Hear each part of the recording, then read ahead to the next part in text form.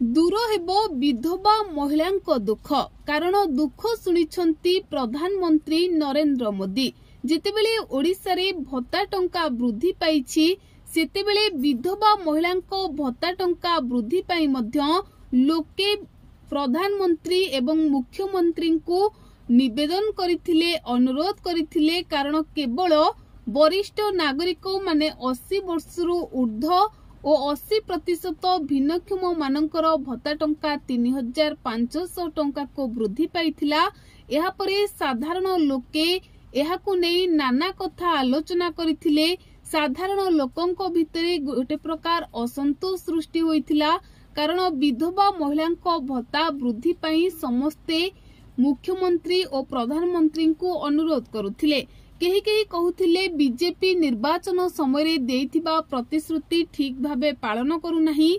निर्वाचन समय बीजेपी कहिथिला कि समस्तंक भत्ता टंका वृद्धि करा जिवो मात्र निर्वाचन जीति सारिबा परे बीजेपी राज्य रे सरकार गढी सारिबा परे केवल 80 वर्षरू ऊर्ध्व वरिष्ठ नागरिक एवं 80% भिन्नक्षम मानक भत्ता टंका 3500 टंका को वृद्धि पाइछि। तेबे एभली अभियोग परे प्रधानमंत्री नरेंद्र मोदी ए दिगरे कोन दृष्टि देबे आसंतु ता उपरे नजर पकाइबा। यह पूर्व जदि आपण भी चाहूतांती विधवा महिला भत्ता टंका वृद्धि करा जाऊ तेबे आपणको मतामत को आमको कमेंट माध्यम रे लिखि निहाती जणाई परिबे।